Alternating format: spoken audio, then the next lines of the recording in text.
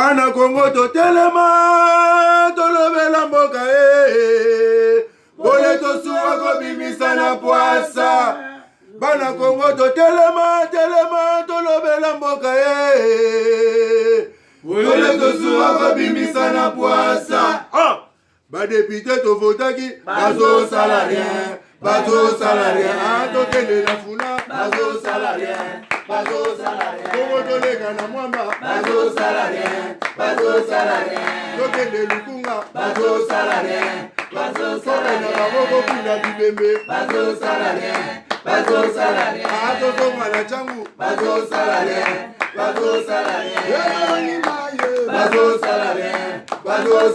ala kolani molili bazo salarien kulune paye bazo salarien ala balengani ba mama bazo salarien Merci Bana Poto, vous allez tellement belé makasi ya kolanda humble serviteur na bino to so Jelusa Paul depuis Kinshasa na chaîne sur YouTube bakinoa balobi mukolo alelo to so nazane sengo ya kopesa bana ya Belgique les rois depuis Belgique kopesa tete côté depuis États-Unis des Amériques et puis na ndekonabiso Eric Manoka na Thierry Chibangu, vous êtes très nombreux ya kolanda to so Paul. Merci na befa bozo sala bozo partager que notre comment na abonné au sengeli to comment nango to kene malé mina banzete so bozo abonné massivement na chaîne sur YouTube bozo sala une bonne chose. Les autres so Paul to poto beteli solo ma solo ya culture ya mboko na biso vous êtes toujours bloqué par la politique mabe bino boyebi ozo sala vraiment mabe makasi. Mikolo zali ko ya to so Paul na sala émission spécialement pour na koloba qui est Joseph Kabila. Bientôt. Qui est Joseph Kabila? Trop beteli solo. Bato ebele bakufi na Congo na biso ça fait des années depuis 1990 avant que 90 wana ba 80 quelques bato bakufaki bato ebele bakufi bato minene na bato ba famille na biso bakufaki mais lelo to soit Paul na ye na ndenge nini ya kuluka to sala kino moi 10 francs 20 francs kotaka na kati ya caisse ya l'état to na caisse ya ville ya Kinshasa. Cimetière na biso ya Gombe, cimetière ya Gombe ka ndenge za cimetière ya Gombe ko bano kota pela na caisse ya ville ya Kinshasa. Tout dans la ville de Kinshasa parce que il y a comme ministre intérieur à lobby il y a moto parce que vice-premier ministre intérieur a côté mamunion sur comme bon tout ça et au côté en caisse il y a l'état congolais bon et côté en caisse à l'état congolais. Le 1er août caméra ya bakino ba lobby ezalaki na cimetière ya Gombe. Na cimetière ya Gombe bakunda bato belé entre autres Pongolo Pepe Kale Yampanya, Luambo Makiad, Franco, et Popolo Wai, Niakos, Bazaï Beli. Mais mes chers frères, mes chers compatriotes, bon tel niveau il y a négligence, niveau il y a motema mabe, niveau il y a tout n'est habité. Mbokoyo, t'as des droits mais là il frappé. Et t'as des droits frapper. Botala nanu bozo mona ba image wana za ko illustré bino na sima na ngai ba tombe ya Niakos ba kombo o esalema ya niveau mondial ba Pepe Kale ba kombo o esalema na niveau mondial ba Pongolo négligé lokola indija kola bendija Luambo Makiadi mutu oyo si lelo oyo banzembo na ekoza bato musu balela ngombongo bino bato apoto bato ba pirata biloko Luambo Makiadi cimetière madiluku tonde to moneta mais ali tombe na yo ndiriza bolia mbongo ya poto bolia mbongo ya banzembo ya ba Pepe Kali ya bana tout ça c'est regrettable. À l'époque, pour bakunda mutu na cimetière à Gombe, on payait beaucoup d'argent. Mais cimetière à Gombe, comme il ndako ya ba miyibi, ndako ya ba criminel, ndako comme la villa ya ba grand criminel à Kinshasa. Cimetière à Gombe, comme Zamba. Nakata cimetière à Gombe, oki kolonda pe nguba to masango pe bimi. cimetière yango ya Gombe bisika Luambo Makiadi kundama bisika Pepe Kala kundama Servos Niakos kundama botala cimetière botano tombe ya Servos Niakos. C'est ce qui est normal. N'a pas pays mususu civilisé, n'a pas pays mususu ya bien. Batoko la ba Servos Niakos mais ba le monument. Congo Brazzaville, ba sapera Congo Brazzaville. Ba sala lolendo. Ba lataka bien. Mais se réfère na nani na Servos Niakos. Mais dans Bambok, donc dans le pays où sous Mbeleka tombe ya Niakos wana ka Mbeleto et quand ça mort na compte à l'état. Tombe à Pepe Kala Mbele quand ça mort na caisse à l'état. Tombe ya Pongo Love et quand ça mongo na caisse à l'état. Mais des fois ba stratégie za na ngote. Na gua yono kanga photo o kangibo selfie na tombe ya Pepe Kala zate. Na okanga photo na tombe ya Luambo Makiadi nini tala ndenge za kubukana tala tombe ya Luambo Makiadi koma za kubukana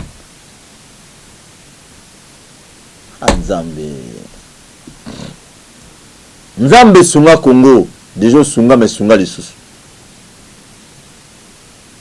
nous autres ba combattre belé ba mineur ba grand musicien ba politicien mineur muso ba kunda ma ona Gombe mais à l'époque avant qu'on puisse atterrir quelqu'un là-bas on paye l'argent.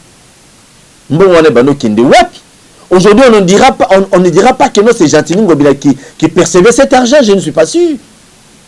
Tous les gouverneurs passés, on a vu même qui nous a fait des aventures, il y a Romain Mabiso, papa, tu sais qu'il faut pas Koundé, non, mais ok, c'est bon. Mbongo nyoso bawandozo akala pona kunda kosoma libulu kuna e bano kende wapi Gombe comme cimetière.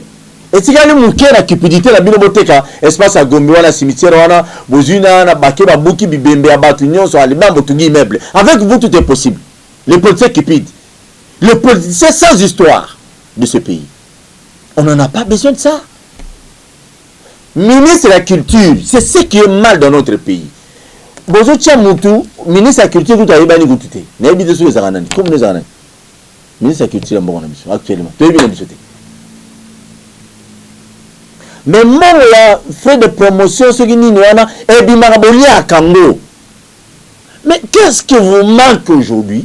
Besoin bambongo et belé, beaucoup de sango pour moderniser cimetière et à Gombe. Comme moderniser le bateau pour nous kunda bateau na cimetière à Gombe. Avec vous tout est possible. Pour penser tout na bambongo. Beaucoup de choses qu'on a été tonda. Tombe ya Pepe Kala. Et ça lui passe na mawata au caméra ya bakino ba lobé za kiwana. Et ça lui passe que tombe ya Pepe Kala bayibi photo na ye. Photo na tombe bayibi. Boka mwana ya et bon tozonga. Likamwa mishu ya motema nangara tongo na pokwa ngana katia bolei. Kokende kotikaka mawa nakati ya motema oyo mesele kobeta pona bolingo ebeti mbangu ngamu pona pasi kolelisanga pona nini mishu seya mitema tosala kibonde koro kosakana telo konzamba pesio ezali lokola likiba pesio simba. Eh bien bonjour bato balingara papa nangai la personne na mota trop. Moi je m'appelle Fisto Yampagna, mon star Elefanto d'Afrique. Je suis l'artiste chez l'orchestre Villanova de Maestro Fabregas. Donc on a eu qu'à rendre papa nanga hommage mon lelo et puis on a un regret belé na eu côté la tomba papa bobongisa mais na kuti bayibi photo papa. Donc c'est un passif fort donc gouvernement mboka bolane la biso. Maman Koufa, papa Koufa, tout le monde biso moko. Ba grand frère bana poto, on a traité à nga moko. Donc vraiment beau soutenir biso de près. Et puis on a pris numéro de téléphone nangai plus 243 81 27 44 046. Donc plus na banzi bolandi moi na Pepe Kala. et ça la passe Pépé Kala binisa yemba na fa congolais yemba na babilo belé Pépé Kala c'est azali monument moko vivant ministre la culture to soit pour la zotu no mutuna papa bato baza batu minene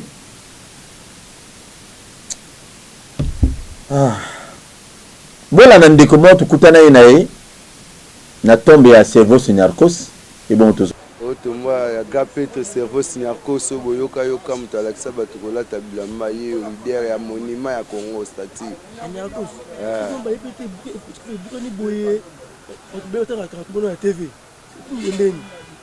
bon parce que bato misusu baotambola na griffe ne baolia bambongo neti bapapa griffe wana epe ba ingrat na vie ozo stambola le stati ya papa griffe botambola na vie fo kozala ingrat te oliaka mbongo na komba mutu ayotala na moment efe ayatala live lelo bato tu batala visite bavisite batombo bani eloni ezangi ayotala tombo ya cerveau Narcos gapetre mutu alakisa bango makambo ya stati ya bilamba na kati ya Congo mais to préféré papa griffe wana efe basololaka bien babeta ta tour bayotala tala lelo basape bato babuka boye fo kozwaka baimage basape bato basala tombo ya vie koya boye baoya bakomosala tapage bakei na poto balie bambongo bayebi te babongisaka tombo bafutela yango bambongo mpo na ye papa griffe amona kaka eza nde ye me eza ye te babiloko ya olata efe abongisa tombo ya mowei oyo atika stati na kati ya mabele ya Congo son excellence nos préféré mpe gouverneur na biso Jasili Ngobile efe atalaka babiloko oyo mpo na ye banécessaire na bapouvoir ozotala bawei ozotala bato batika bakombo ya minene osalaka baoccupation na bango ezala bien mpo na bango etake son excellence gouverneur Jasili Fasimba occupation nazotuna kulutu na nga Zakari Baba Baswi kulutu na nga Zakari Baba Baswi yo muta forme ve yo fo baselo monument na vivant na yo poso yo kufi zakle na ebite so mukoni baselo monument po ba film na mona na mbota kola ba papa we na papa we ba baselo monument na lelo zakle grâce à toi biloko lingala bimé belé donc yo peno sils yo fo batia ko ta ministre chargé ba magazine lingala Zakari Baba Baswi pour la nini tout justement parce que grâce à lui lelo ba émission lingala les gaz makambo belé muto zaki ndumba na barabara comme ni journaliste asimi micro c'est parce que indo sana ni Zakle to soit pas ngana irreconnaissante je reconnais Zakari Baba Baswi je te reconnais j'ai ton nom mon vieux so na zala mo balaro wana o ba système vraiment menacé le monument tali boso le pongo ngai na ndinga mabete Zakle parce que c'est un monsieur quand même appelé Gouna mambo belé na mbogo bien que vieux moi mon boulot mais kulut to beta pena no lisolo ba monument ba musicien yo yebi ya mineno wana Zakle beta na no li solo to tia no faji po to tia makelele asala ta lombo makiadi monument basala la cerveau Narcos monument bino ba saper ya matonge ba saper ya masina ba saper ya kaluka ya matadi mais beaucoup ko s'organiser bato ba benga ono biso to za ba metteur en scène ou boza wapi lombo makiadi tombe ne yango na bozomona lombo makiadi tombe bukani lombo moko oh nzambe na lola mboko to bosala noki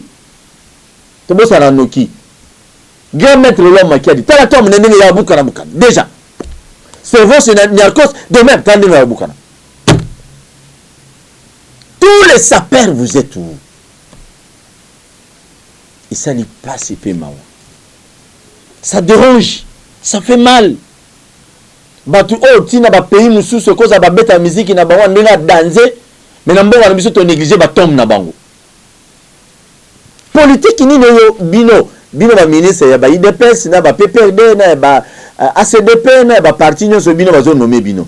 Politique ni besoin na culture congolaise. Exact, besoin d'idéologie au côté Joseph Kabila viva, côté kuna le peuple d'abord, côté non, voilà une politique. Mais développement ni ba stratégie nous mais la besoin ba secteur na bino o bino besoin comme le voilà ba ministre secteur la culture ezanga ba discours ezanga ba français ezanga ba point de presse le peuple n'a pas besoin de ça. Le peuple a besoin bano biso to boti na o bango botaka lisusu et ko sala mieux que non bino bofungola miso bofungola G bosa boki na conseil des ministres bien que ça la priorité mais au moins na histoire ya Congo tous ba monument ba tombe ya ba lwambo wana ezala harmonize la kitoko eza place mo bala ba kangi photo tout ça cimetière ya Gombe no kanga photo ya star ni to politicien ni ya mneno kanga photo kuna na condition ni o ba fazer ba tonne belo wana non ça aussi tout que mec plus loin pour te sous rapport à lobby to yeba nanu qu'est-ce qui ne va pas. Pourquoi pas Boukoumé c'est la commune ya Gombe. Les patrons ya commune ya Gombe. Fabrice Kazadi. Les descendants viennent aïe. Fabrice Kazadi. Parmi ba Boukoumé c'est bazo salama musale mona na kisasa ya nakati. Ya lobby papa cimetière ya Gombe la gestion na ngati. Bato ba généralement ba yebani. Division ceux qui ya ministère intérieur provincial. Bon kana Boukoumé ça Gombe. Monsieur le maire, mais cimetière la commune à Gombe vraiment à niveau ezaleli ata bato ba kufa bazolela ata ba lwambo ba pongolo ba nyakos bato bele ba kufa bazo regretter mais cimetière à Gombe za na tité na yo comment beaucoup tika mo zalaka zamba bongo. Merci beaucoup pour la mutuna gestion ya cimetière à Gombe eza epaya chef à division intérieure à Zawana bureau na bango pe zalaka wana na monaki ba image le 1er août. Tant que tout ça, na salité, ça c'est vrai. Toujours projeté déjà dans le cadre toujours à Gombe Bopeto pour construire toujours vision et gouverneur na biso Gentini, toujours Kokitakuna, tout ça un spécial salongo na kati ya cimetière à Gombe. Nazo profiter pe na micro na yo ndekopol pour na ko interpeller bandeko na ba concession na cimetière à Gombe que ban traité na ka pe yango et ko sunga biso makasi parce que insécurité pe da place wana. Et directeur Asnel pour tout me rendre une toko chapé ba lumière na cimetière à Gombe pour tes propriétés zala pour na respect pe na ba koko na ba papa na ba yaya pe na ba leki oyo batika biso. Mais ce qui est là au salé au travers en collaboration na bateau bazo gérer cimetière à Gombe wana obi ke pour bateau ba visiter ka atako ba tombe oyo ba grand star na biso o ba kufa obi ke o ba no ko tata 10 francs na maison communale à Gombe. Ko créer taxe tous en pouvoir on a été visite non visite na carte cimetière on a une fois que nous bon c'est aussi commune ils ont en charge parce que division urbaine il y a ministère intérieur apparemment bon ça bon l'autre commune à Gombe ça commune très sensible et ça peut idée à l'amour je pense que on a bande qu'on a biso pe na carte conseil de sécurité na biso local donc trouver ben voies et moyens pour être cimetière dans la propre peut tout gardant au peu propre mais qui ne peut te le bien pourquoi pas qu'on soit maître d'œuvre kaba ba chego balala kuna kata cimetière to futa ka moyen ko ekolia bino to futa ka bango to travailler pe na bande kwana bango nde bazalaka butu pe moyi to travailler longo na bango to balala kuna cimetière te o balala cimetière te o ya gare centrale o ya boulevard partout on les utilise aussi à place de les évoluer to travailler na bango message ne copie ça rapidement na ba union sur ba kunda bande kuna bango kuna ça fait des années mais ba mona le 1er août mais au moment où ba yé ba kuti salité beaucoup mestre baye beaucoup mestre message no kopesa na mutu nyonso oyo si réellement bandoli na bango de leur vivant o kopesa bango ba le 1er août. Je pense que biso sto kufela et c'est tous la conscience que bandeko batika biso et sengeli biso to kunda bango za la paix propre to kindaka le 1er août te ata chaque un mois et dans la service mo dans na kati ya cimetière on a ceux qui bo futi bango quelque chose par mois net na nécropole pe na ba cimetière mususu tant bozo futa quelque chose et entretien basala kango besoin entretenir ba fleurs besoin arroser ango pour trouver que cimetière est la propre toujours pour ceux qui da salité mususu et ko bukana mususu et ko da susu beaucoup mieux bozo retrouver ango bo retrouver susu cimetière biska bo kundate et ko da malamu te si de temps en temps bozo attend ya ko leka et ko da la pe malamu pe ba ko sepela parce que to vivre na bango longo non bon mon biso photo pepe kali baibi baibi yango ezana to solo na famille et longo pena chef de service dans la culture et art to koloka photo à pepe kali to zongisa beaucoup mais ça la kibino oui merci je suis un homme de parole kin bo petende kotane na cimetière à Gombe les bato ba kino pende belé bozela je suis un homme de parole je pense que na kozwa deuxième œil to ko sala musala mkolwana pour couvrir l'événement wana OK na coordonnateur ya kin bo peto ya Jacques Mundele akozala wana Gombe bo peto mais akozala wana démissionnant te soki kutu nazwa société civile eponanga meilleur bourgmestre eza grâce na bango na tutelaka bango tolo ndeko na ngai soki ke bokosala salongo na bonne volonté oza nango ata kolia 10 francs ya cimetière wana olia ata 10 francs te et ozala une bonne chose bakoko ya bainyoso bakufa kuna bavisite oyo ndeko nanga Fabrice Kazadi abefelemanu nzela no yango oyo Fabrice Kazadi na bato su apporte Zolanda. Ça montre déjà que non un vrai leader. So abimisi mutu tantôt plutôt te bojembela wana so le monde abimisi mutu abimisa mutu vrai Kazadi Fabrice yeyo compétent na Gombe au salaire ozumba so mulimo mbaso mulimo tini bopeto ndeko na Jacques Mundele continue bo il faut sala musala ba senti que pe bino pe parti na bino pe de ba finga bino trop au moins o Kazali o nani o no Jacques Mundele o quand même jeune ya PP de quand même o la ta bien o bien no lobino il faut o no sala kini bopeto na rata cimetière à Gombe tozo la bino toujours succès na député provincial monte kuta kuna bien que on dirait Azaï na moi quit j'ai dit bien on dirait na habité Azaï na quitté bolandai c'est bon. Le 1er août, Toyebi le 1er août. Mais en tout cas, le plus grand regret, c'est quoi? Papa Gentini, Naza honorable, élu de Ngaliema, provincial. Francis Kabemba Lumbala. Naye ko honoré, bato o parce que notre démocratie, na diplomatie. Ma et là que s'appelle Singaïté.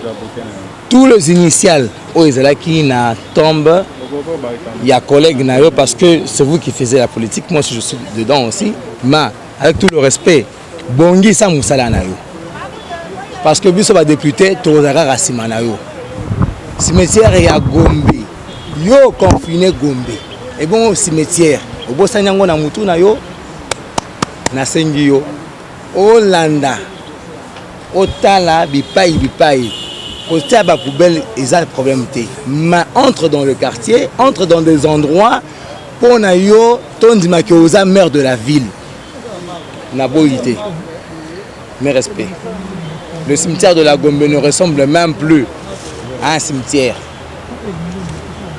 Et comme on dirait Zamba, c'est karaké, karane boté ki kaka cimetière on est en face ya mama poto, a pe bobu kayo surtout boté kayango.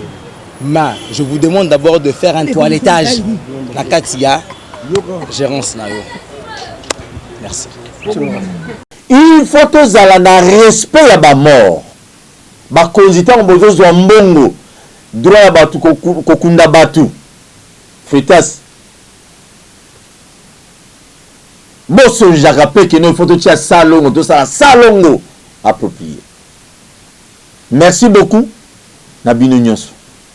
Congo ya biso nyonso to soit porte olemba olobati to sala musala pour intérêt à Congo to sala musala pour intérêt ba makangu te to sala musala pour intérêt so ya banani te bino ba eboza libanda ya mboka bino ba nyonso bokufela batu bokunda ba ona ba cimetière bon to tiaka cimetière à Gombe to sengi na bino bino pe boyebi système na biso ya mboka na biso botinda rapé batu ba kataka matiti papa no akufa kuna ozela gati le premier août no kata matiti boke no kata matiti pe na ndenge na bino bocha pe chaud na ndenge na bino. C'est important. Il y a des hommes et femmes dans ce pays. Oh ba kino kunda batu na cimetière wala ya Siforko bakunda batu na cimetière ya Kitambo na Kitambo ko ba mo kunda batu. C'est que mon assez monsieur Landi. C'est ce qui est normal. Na état moko responsable et crédible. Il faut sanctionner tous les responsables de la cimetière. Le cimetière à Kitambo, na Kitakuna. Il faut respecter Bato Kunda Kuna. C'est très important. On ne peut pas les sacrifier comme ça, Tokunda Mouto ou non. Et respect à mort na Kinshasa Zate. Pour la nuit. État de droit. État de droit, ils ont appelé à détourner à l'état. État de droit, ils ont un cimetière. Mutazo kunda mutu likole ya mutu état de droit fait liaï ba responsable ba cimetière surtout qu'on dit cimetière pe salité état de droit faut lier. Tokutani prochainement, merci pour s'abonner massivement à la chaîne sur YouTube. Nous avons mené à Zana Bissou Longo, aime les serviteurs Nabino Paul Tosua. Merci beaucoup. Nabino Batu Lingangai, Nabai Obalingangati. Nkolo Zana Bino Longo. Moi je vous aime. Merci. Vous s'abonner massivement à la chaîne sur YouTube.